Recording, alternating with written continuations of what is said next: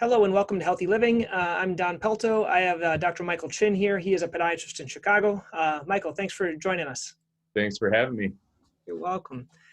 So I want to talk today about you've been doing podiatry 17 years. The last 12, you've been doing more sports medicine within podiatry, and that's kind of the niche you chose. So this is a lot of maybe young doctors or doctors that are wanting to work on their practices. What kind of made you choose that niche within podiatry, and how has it been going for you? Uh, Niche-wise, it's been great. From a most recent standpoint, I was mentioning earlier, is that things like COVID in the middle of an urban setting in the city, things have been a little bit difficult just because volume-wise, people aren't coming to their offices. But prior to COVID, we do really well. It's been a strong, building practice with obviously runners, and Chicago Marathon is such a huge emphasis here in the city. It draws obviously millions of people as spectators, but then also about 45,000 to 50,000 runners from all different levels to basically take on a task of running 26.2 miles. So, with that in mind, a lot of the training programs that we work with actually developed a relationship with us to try and help get the runners to the start line. So, as kind of sports medicine goes, it's a great field. I think it certainly is a thriving aspect for podiatry. We do see people outside of running, which I think, a lot of people, when they look at my practice called the Running Institute, that's all they kind of know and understand. But we do see ballet, dancers. We do see basketball players at the collegiate level and a UA level. We see baseball players. So, I mean, we do cover the gamut, but as far as the primary part of our practice has been working with runners from the very beginning stages to the elite. So. Now, you mentioned before the way you kind of did it, and a lot of people, they might want to develop their own niche. And you mentioned a little bit about relationships. Is that with primary cares? Is it with teams? Is it what type of relationships would you recommend for someone starting out? Sure. Relationship-wise, we developed a really nice relationship with physical therapists. Interestingly enough, back about a year and a half ago, physical therapy was not able to get referrals directly. They were able to, procure like a visit based on, again, just a free screening, but they couldn't actually get, physical therapy sessions covered by insurance until they saw a physician. Fast forward, obviously, to this past year and a half, physical therapists have actually developed a direct relationship with the patient where they can actually see a patient without having an insurance referral. So we developed a relationship with a number of our physical therapy groups here in the city, both small and large. And with that, we actually were getting the screens for those patients, whether they needed the referral for physical therapy or not. They said, hey, listen, Dr. Chin, the Running Institute works with athletes. You have an athletic injury. Let's get them in to see Dr. Chin. So we had a direct pipeline with my admin who would basically schedule within 24 to 48 hours for that particular patient. With it, obviously now where they have direct access, they have about a 2-week window of time that they can see a patient. If they're not seeing marked changes in that patient's care and their outcomes, then what they can do then, because we're still on their speed dial, that they will actually develop then that connection to my admin and then get them on the schedule. So regardless if it's a direct access or not, we still have that relationship driving some business back and forth. And I think, how we do it now is we have shadows of physical therapists or athletic trainers from programs that will come in every week from different groups, and we set them up on different days so they're not overlapping, and then, get to know them. If we get to know them and they get to know us, that relationship obviously builds. Some of my best friends are physical therapists who we've developed relationships over the past 17 years. So I think that's a great having them shadow. I think anytime medical students, residents, absolutely, and because they'll develop their referral patterns and the basis of their knowledge of podiatry is and what you can show them, you can teach them. That's great. We started doing some work too with sports medicine fellowships here in Chicago. So, internal medicine and family practice medicine docs can actually go on to another year of training And with their fellowship, they actually have a section in there that requires foot and ankle podiatric evaluation. So by virtue of that, we developed with two of the sports medicine fellowships here that relationship. So now we have a fellow that'll rotate for like a month, month and a half, and they come in every week and they do, foot ankle assessments. We do talk about obviously the treatment protocols that we instill. And what's interesting is that, some of them are super interested in kind of taking on that, foot and ankle pathology. Some of them want actually just a referral, pattern so that they can develop somebody who knows that in their practice. They may have a focus again for themselves, that shoulders or knees and things like that. And then the foot and ankle side then becomes a referral to, for example, myself or maybe one of my colleagues. Hmm. So again, just strengthening that relationship is really important. I think that's key. Um, Michael, in terms of, let's talk a little bit about the patient base. Just because you do sports med, is that maybe a segment of what most podiatrists do? Are we talking Achilles tendonitis, stress fractures, plantar fasciitis, posterior tib, peroneal? Is that what we're talking about when you're talking sports med, or is there other stuff way out there that you're doing as well? Yeah, so most of it is, I would say, the typical stress fracture, Achilles tendonitis, plantar fasciitis, the plantar plate tears, the orthopedic issues, and not all of it's surgical. I do have a decent surgical practice, but we try obviously methods that are non-surgical. As sports medicine goes, most of those patients are looking for avenues to still maintain a level of activity while they're going through a therapeutic treatment. So one of the things that we started working with is Shockwave, and Shockwave has been around forever. I mean, it's not a new technology, but there's new techniques, and I think the techniques are starting to develop in the space of how can you treat a stress fracture faster? Can you get a patient out there in 2 to 3 weeks versus 4 to 6? And that's always the name of the game for most of our athletes, is that they want something that's going to put them in the game faster, safer, and then also without recurrence. So one, we've been treating patients with stress fractures with shockwave treatment, more of a focus wave therapy, which is different than that of kind of the one that I would say most people see out of the Storts products, or even the Zimmer products. But the Storts product actually then developed this focus wave unit that actually is more kind of a pointed version of direct access to stem cell activity, bone, blood flow, and things like that. We use that in terms of a weekly basis for about 3-4 weeks, and in some cases after 2 weeks, the patients are actually not only symptomatic free, but also stabilized as far as their stress fractures go, or stress reactions. We also have been using amniotic injections as part of our protocols for things that are acute with a chronic overlay. So for example, like a plantar fascial tear that's chronic, but there's an acute access to, or acute situation to that plantar fascial pain. And I created a protocol, which I shared with Paul Hobro, who was on maybe a few months ago. And by virtue of kind of triggering the adult stem cells, but then also taking care of the scar tissue, you actually have a reparative process that actually is synergistic. And when we see patients, in our practice, a lot of patients have been second, third opinion patients, and they're kind of wondering what it is that's going on. There's been no imaging, maybe no ultrasound or MRI performed. And when we get that imaging, it lights up like a Christmas tree. There's plantar fascial partial tear, and they've been treated as a plantar fasciitis case. So with that protocol, we're batting close to 95+% to get patients not only just ambulating, pain-free, but physically getting back to their athletic activities. Some of these are ultramarathoners to, Ironman triathletes. I mean, you name the different endurance athletics. We have patients probably in that treatment protocol that have actually succeeded and have done well and not coming back for that same condition. That's awesome. I think that's so valuable for those that are listening. Let's focus, Michael, a little bit more on this protocol. So patient comes in, maybe second, third opinion, possible plantar fasciitis. Is it X-ray, then ultrasound, then MRI? Is it, what gait analysis, orthotics? How does that all fit in for your protocol? Yeah, so the first thing I always say is diagnosis is going to lead you down to a path of good treatment. So if you have a good diagnosis, that's going to take you places.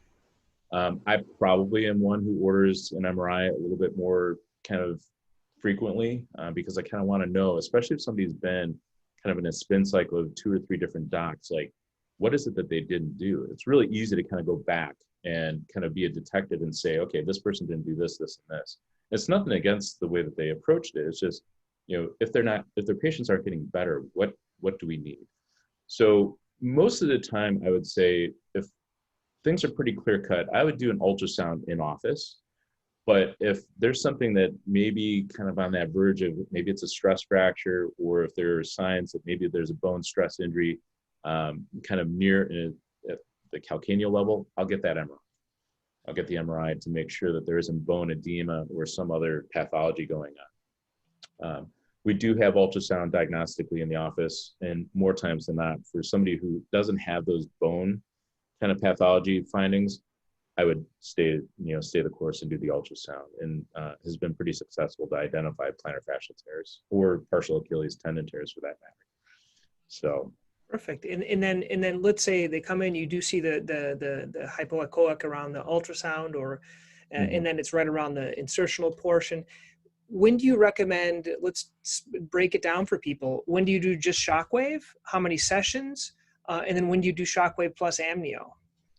So if it shows just straight up plantar fasciitis, thickness of the plantar fascia that's above that 4.5 to 5 millimeter mark, with no signs of a tear, I go straight to shockwave. Shockwave 4 sessions to 5 sessions a week apart. We have the benefit of again having both focus wave and radial wave, which kind of I would say is kind of the 2-headed dragon that gets after that plantar fascia, both blood flow wise and breaking up the scar tissue. But if you have just a straight focus or a radial wave unit, which is more common amongst our colleagues, you're probably looking at about 6 sessions of shockwave. If there's any sign of a tear, partial tear, typically at the central band, sometimes you'll see it on the medial band, but a lot of times it's central band plantar fascial tear, I go to the combination of treatment with both amnio and EPAT or shockwave. And protocol-wise for shockwave, first I do again a week apart. So those are done basically in successions of 4, 1 each week for 4 weeks. On the second session, after I do the EPAT, or shockwave, I actually will do the amniotic injection. That's what I do. So it's kind of like prepping the soil. I kind of think of it as like got to till the land to get the soil prepped. Once you get that shockwave going, the second session, you do the amniotic injection. And what they find is that, for example, and actually this was something that the folks at CureMedics and Storts found out, is that if you took, for example, stem cells, you spin stem cells down from a adipose tissue, and you shockwave the actual stem cells, you put the unit up to the actual test tube and shockwave it, they actually increase the number of stem cells within the shock in terms of the tube. So the volume actually increased in terms of stem cell count. When you kind of take and shockwave the tissues and again get that blood flow, I think that there's a synergy between that and the adult stem cell activation, that you're actually getting that blood flow kind of flowing to that area on top of the stem cell activity.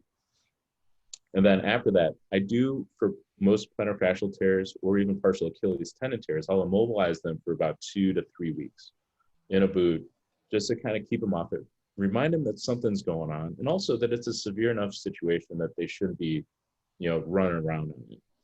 And it just gives them a reminder. And for that, I do think that too, it allows the tissues just to calm down enough to where they're just not, again, striking up this constant tug of war on the plantar fascia or the Achilles.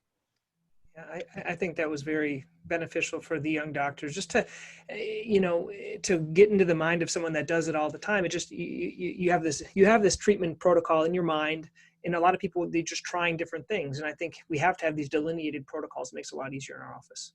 Perfect.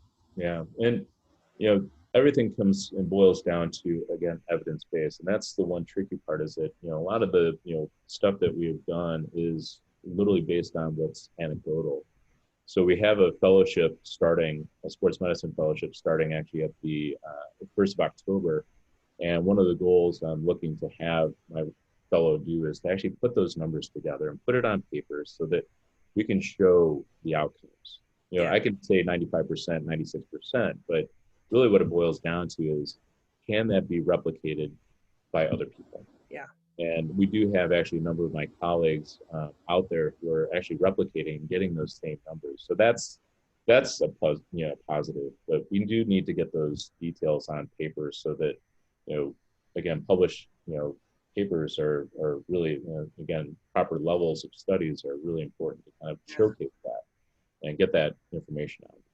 Now, just kind of poking and prodding a little bit, we're talking level of evidence. Let's go into orthotics, where those fall into for treatment. Is there enough evidence? How do you use them in your treatment protocol? Is it every fascia, every Achilles that gets them, or how do you determine?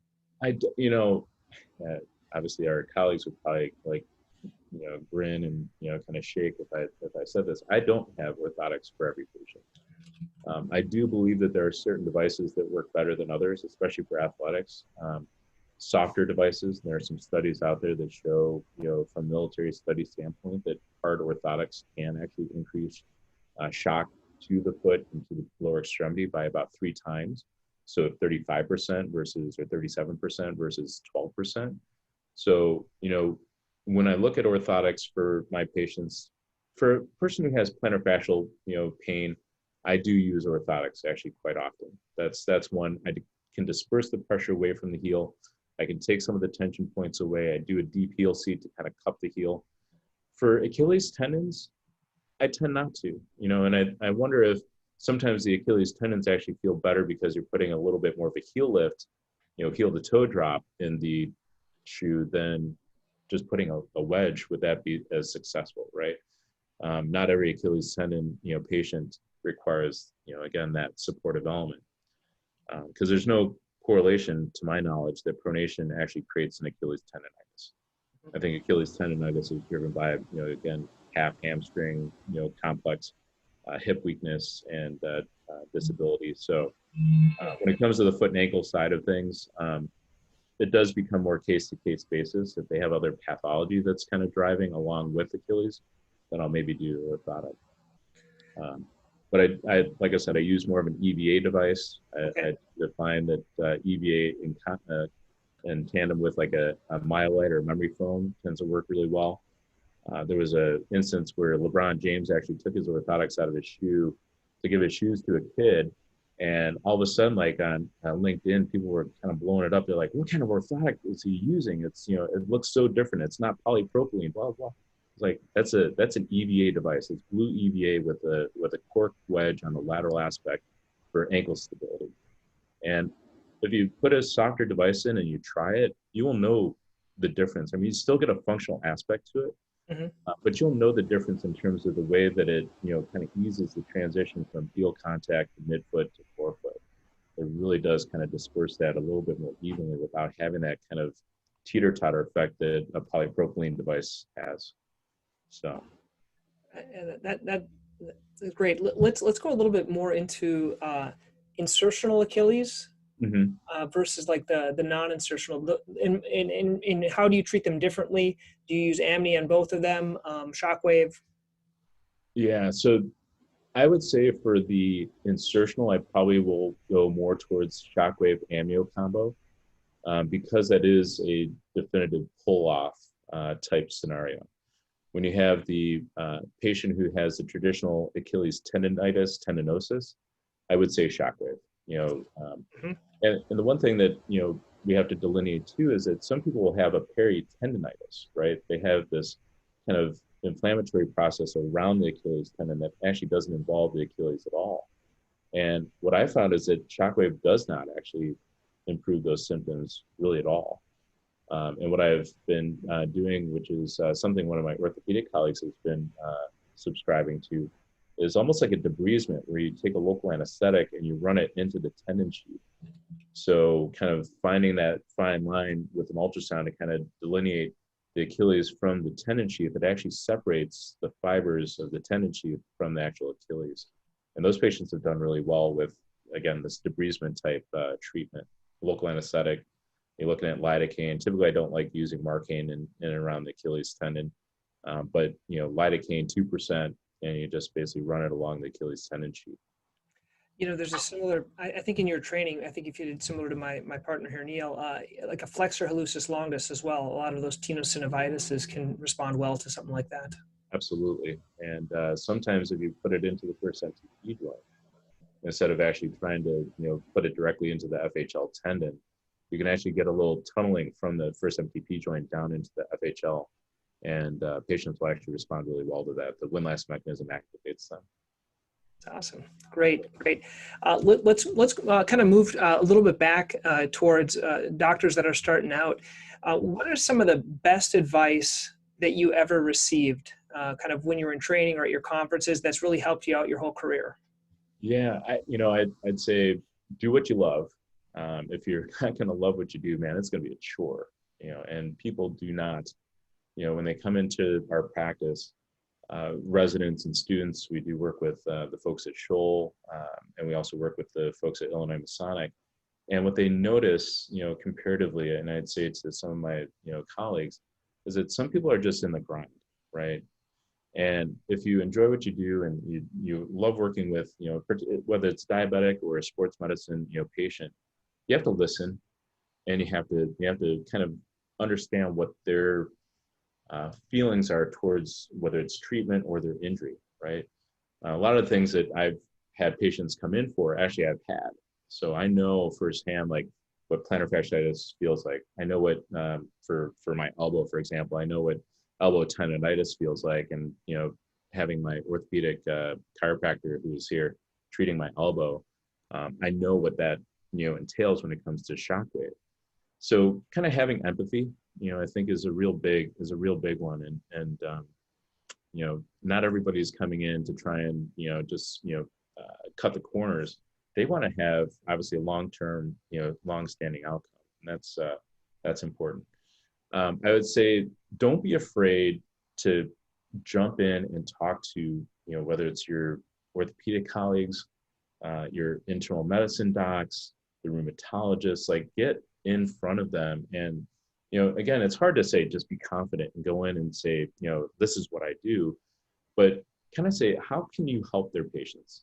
How can you be in the team to kind of say, I can take the lead on this. I know what my boundaries are. I'm not going to exceed the boundaries. I don't do flat foot reconstruction. I don't do, major, ankle, subtalar joint fusions. I farm that out. I know what my limits are. Mm-hmm. And that's a big one. Like, we come in and guns a blazing, we've done all these, years of residency and years of practice. And after a while, I think we all kind of want, the same thing. We want to have a successful practice. We want to be able to do the things that we want to do. And we want to also have a family life, hopefully, yep, and retire at a nice age. If you go in, and you want to do all those big cases, God bless you, because there's obviously a longevity of that patient that's going to be on your, schedule for a lifetime. There's going to be obviously the, ups and downs of, patient management, going into the hospital, having to manage obviously very tricky patients. But if that's in your wheelhouse and you love it, then do it. But for me, like, I just didn't love it. I did a ton of call. I did 3 years, of call in residency. Did call, 2 o'clock in the morning, fractured jumper coming off of a fence, getting called in for a case that, literally the guy was drunk, right?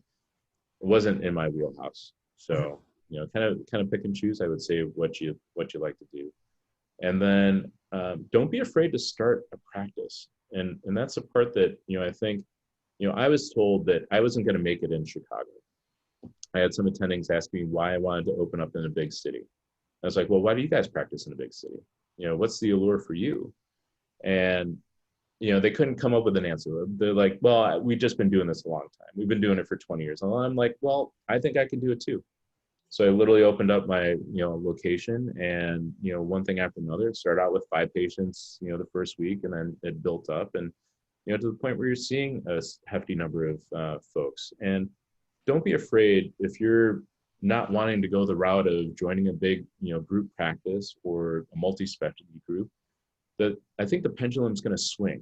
I think the pendulum's going to swing back to where the practices that are developing, again, kind of that niche, are going to be able to survive. Like I said, COVID has a whole different, take on things, but, when things hopefully normalize, that will start to kind of swing back. Insurance companies are going to, I think, um, start to see that, maybe the cost effectiveness of, taking you to a big, practice aren't going to be as cost effective. It may be, more cost effective to see the person who's a single practice, Mm-hmm.